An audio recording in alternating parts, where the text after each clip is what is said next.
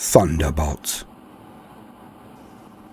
As a squadron of Thunderbolts perused the scene from way above their limited cloud cover, they witnessed what was happening, and their arrival could not have been sooner. Tau barracudas were whipping across the skyline, harrying the Valkyries of the Imperial forces to lethal effect. The Valkyries were more transports, and could not match the speed or maneuverability of the dedicated Tau attack craft. This was, of course, why the Thunderbolt squadron, the 588th, had been called upon to even the odds. These bluebells move slow, real slow. Do not underestimate them. They may be slow, but they are nimble. Keep your eyes open for turns we could never make. They're after our Valkyries. They have not seen us yet. Open season, break and attack. I want these bluebells out of the air now.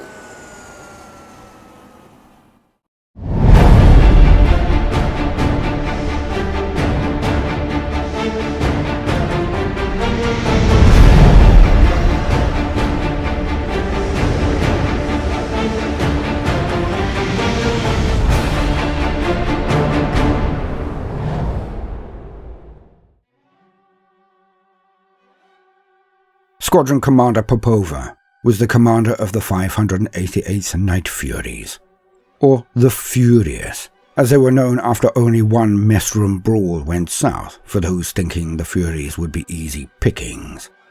In combat, as with all things, she led from the front. And on the war-torn world of Godinia, the Night Furies had every opportunity to practice their craft. A huge push had been made by the Imperium to retake worlds that had been seduced by the Tau Empire. Not a crusade, due to its limited scope and manpower, but no small deployment either. Things had taken a turn for the worst when the Tau had converted the people of Godinia so thoroughly that they were of no assistance to the liberating forces of their fellow humans. Amazingly, they actually seemed to be resisting the liberation. But fighting the Tau had been a frustrating situation for the forces of the Imperial Guard, this time in the form of the Vostroyan Firstborn. They would flee from any large engagement and just pick at the human army, as if it were the ones resisting an invasion, instead of being desperate to finish it early due to a rebellious population in their rear. Yet finally, the Vostroyan High Command had identified the main source of Tau resistance and decided to end the matter with one hammer blow. And so the tank column moved forward, the Vostroyan regiments supported by Ogryn and Rattling auxiliaries. All filled this one valley, all pushed towards the Tau base. And it was always going to be carnage. But even the men and women of the Imperial forces could not foresee how bloody this battle would be, both on the ground and in the air. The Furies came out of the sky like their namesakes and fell on the Tau. With their higher speed, they began to cut the unsuspecting Tau barracudas to pieces. The Valkyries, now seeing that they were superfluous to requirement in this war in the heavens, beat a hasty retreat and took up a holding pattern some distance away, not knowing if they would be needed for swift transportation or no. For there were none giving orders anymore. So each formation's officers had a free hand. The pilots of the Furies coordinated far better than their shocked and swiftly disappearing enemies. Commander, 3 on your tail! Glad you noticed. I'm bringing them to you. Hunting hawk pattern in 5 seconds from my mark. Roger. Mark. The commander was diving down, evading the fire of 3 Tau ships as she bent and twisted in the air, but never moving at top speed to escape them. With the mark received, the second, Dobrovska, lunged down from her position above and then cut the 3 barracudas to pieces in short order. Similar micro-engagements and dogfights were occurring across the skies. The Tau were disciplined and skilled warriors of the air caste, but they were not experienced, and could not match the ferocity and seemingly suicidal style of the furious 588th. It went against them hard, and was soon nearly over. We have things under control here. Number 2, go check our back. Comms have been cut with HQ. I need eyes on. Roger, back before you miss me. Dubrovska wheeled in the air and spun off towards the back lines where the airfield artillery and HQ were situated. Something was definitely amiss. What seemed like scant minutes passed as the last of the Tau aircraft were chased from the area. But there were enough remaining to cause an issue if they returned undetected and performed the same action on the Imperium as they had just done to the Tau. The second-in-command's plane returned. Number 2, report! HQ is gone. So is the airfield. They have both.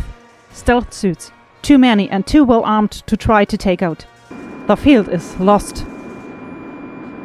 Okay, we fight.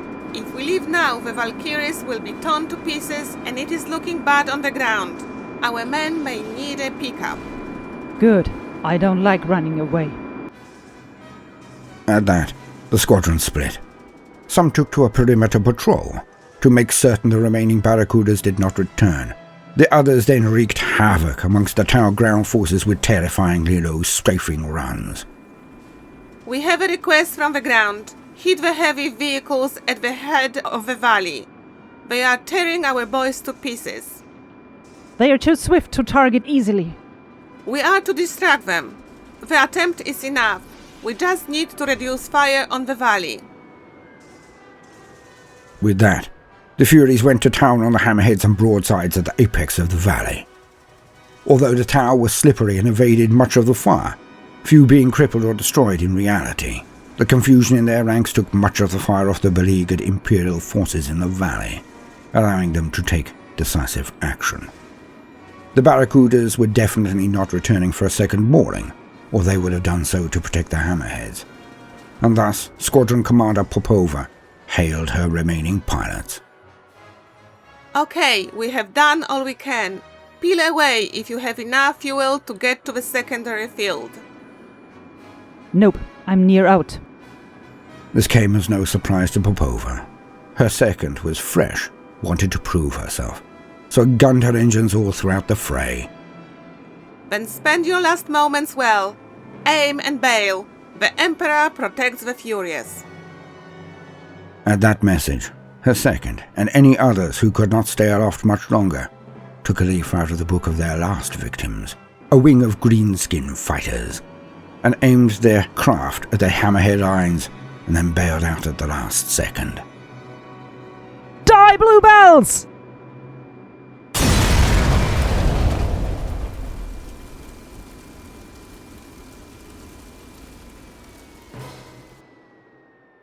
To be continued in the next video on this channel, Vostroyan Firstborn.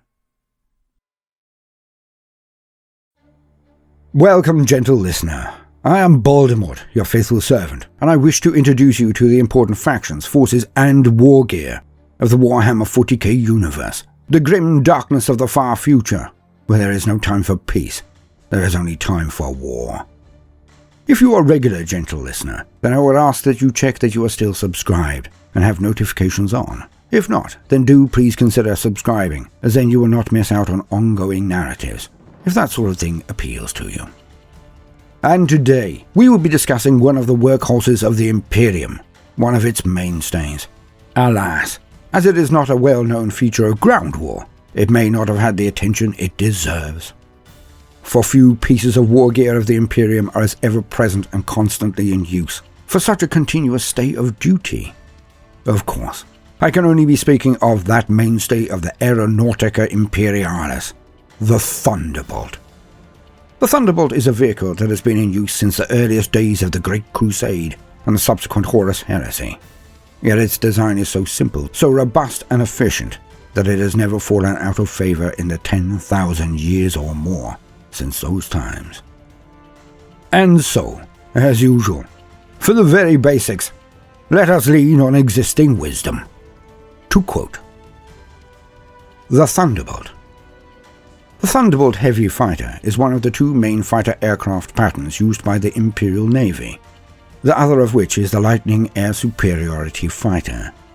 The Thunderbolt is the mainstay weapon system of the Imperium's Aeronautica Imperialis fighter wings, and is a rugged, well-armed and armoured heavy fighter with all-around capabilities, a good maximum speed, and above-average manoeuvrability. Powerful nose-mounted weapons and hard points located on the wings for missiles or bomb loadouts make it a very effective vehicle. It is an aircraft that is well liked by those who fly and service it, and has served the cause of the Imperium for millennia. The Thunderbolt's primary combat role is as an air superiority fighter. It seeks out and engages enemy aircraft in dogfights or hunts down enemy bombers to establish control of the skies. The Thunderbolt's greatest strength is its versatility, since it has good performance as a high-altitude escort fighter, while it is also serviceable in the roles of a low-altitude fighter-bomber, night fighter, or even as a reconnaissance aircraft when necessary. The Thunderbolt's versatile array of armaments enabled it to tackle all manner of missions, making it ideal for dominating the skies of alien worlds as the Solar Auxiliary landed, and supporting them in battle as they advanced. Its most famous characteristics, however, was sheer resilience, and it was not unusual for a Thunderbolt to land riddled with damage that would have downed a lesser craft. While the Lightning Air Superiority Fighter is faster than the Thunderbolt, with a better climb and dive rate, it is also a great deal less well-armed, less versatile in the same range of situations as the Thunderbolt, and far more finicky, demanding a great deal of attention from its maintenance crews. Like the Lightning, the Thunderbolt is equipped with a promethium-fueled rocket engine, maneuvering thrusters, and an ablative ventral surface that provides it with a limited trans-atmospheric operations capability. However, this capability was provided only for transportation and deployment from an Imperial Navy starship into a planetary atmosphere, and was not intended for void combat, which means the Thunderbolt is not a true starfighter, a role normally filled by the Fury space superiority fighter. The rocket engine and thrusters allow a Thunderbolt to deploy from an Imperial Navy starship in low planetary orbit into an atmosphere, and can then be used at the end of combat operations to allow the Thunderbolt to return to its mothership, after using its twin air-guzzling turbofan engines to reach its maximum operational altitude. Because of this operational capacity in a vacuum, all Thunderbolt pilots are required to wear full vacuum-sealed flight suits and helmets.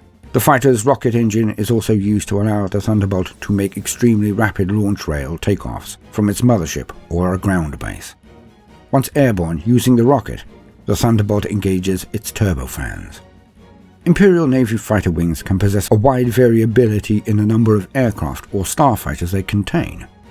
They normally consist of between 10 to 20 aircraft or starfighters, although some are much larger. Each Imperial fighter wing, in addition to its numerical designator, also takes a name that is usually that of a real or mythological flying creature. There are thousands of fighter wings in service on the Imperium Navy's myriad starships, space stations and ground bases in use by the various sectors and segmentum battle fleets all across the galaxy. The Thunderbolt's main armament is carried in its blunt nose, with the gun barrels protruding, and consists of two sets of twin-linked autocannons that are fire-linked together, with two on each side, and a set of twin-linked las cannons on its forward dorsal area. Compared with the Lightning's single autocannon and two las cannons, the Thunderbolt is obviously capable of a much higher rate of fire and a much greater volume of fire, resulting in the Thunderbolt being capable of inflicting substantially more damage than its smaller and lighter counterpart. The las cannons are primarily used in the fighter's ground attack role, to punch through the heavy armor of enemy vehicles, while the autocannons are the kinetic weapons of choice for strafing enemy infantry formations and dogfighting. The heavy fighter can also carry 6 tactical bombs, 4 air-to-surface Hellstrike missiles, or 6 air-to-air Skystrike missiles on its external wing-mounted hardpoints, without sacrificing the use of any of its main weapons, whereas the lighter Lightning fighter must sacrifice a weapon to carry external hardpoints, usually its single autocannon. A Thunderbolt already has an unusually long operational range for a heavy fighter, but when the situation or mission parameters call for it, a Thunderbolt can be outfitted with external promethium fuel drop tanks for increased range. The Thunderbolt has a heavy, rectangular fuselage rather than a more streamlined tubular body, which is flanked by a thruster tunnel containing a large turbofan jet engine on either side of the aircraft. The wings are mounted on the thrust tunnels and are very slightly swept forward. The angular cockpit is set about halfway down the fighter, with the remaining back half dominated by the tail section, complete with 2 tail planes and a single tail fin. The whole of the Thunderbolt is armoured with 45mm of ceramite armour plate. Being a large and heavier airframe than the Lightning, the Thunderbolt is slower and less manoeuvrable. However, it is considered more durable, capable of taking damage that would destroy a Lightning outright. The Thunderbolt also has greater range, thanks to its more powerful engines and larger fuel tanks. End quote. Now I have to concede that I have never been any form of expert on aviation or most planes. Of course, I made my share of Spitfires and Stuckers in my time as a wee lad, but that was mainly because my older brothers were so enamoured with them. So I copied, as a young boy does. Yet a recent side game of Warhammer 40k, Aeronautica Imperialis, covers the breakneck battles for the skies across all of the embattled Imperium. A dogfight simulator with a much reduced scale, as one would expect, or they would fly off the board every round at the speeds they are going at. It is worth giving a look to anyone with an interest in all things aviation, and open to a new form of skirmish encounter. For me, this game is a fun addition to the setting that I have not yet tried, but it also heralds what I hope is the return of Battlefleet Gothic, or a new updated version of that old fleet action game. For if they can bring back a form of fleet game, which have been shown to be popular enough when one looks at Star Wars Armada, then it opens up so many more potentials for homebrew campaigns. Imagine it. You start your campaign in space at the fleet level. Then the victor goes to the opposition's main planets and engage in dogfights to control the skies and to make a full invasion landing possible. Then you go to deal with the largest engagements in Apocalypse and Adeptus Titanicus games. Then on to the larger skirmishes, but smaller battles, depicted in Warhammer 40k itself, all while showing the small engagements and scouting, or espionage level of the confrontation, in games of Kill Team. For me, this opportunity to reflect the wars of the grim darkness of the far future are succulent indeed. If I ever get faster at writing, recording and editing these entries, then perhaps one day I shall show you how all of this could be done. For if one had the inclination and like-minded friends, now that would be a joy beyond reckoning, and a campaign one could pick up and play for years on end. I have been Baldermort, your faithful servant. I hope you have enjoyed this brief introduction to Thunderbolts. If so, then please do consider liking and subscribing. If you do, then hit the notifications button, as I would not want you to miss out. If you see the worth in what we are doing, then do also consider joining our Patreon or giving the video a share if that is beyond your present scope. It would be a great boon. Now, no matter what you do today, do try to make some time for fun. Toodaloo.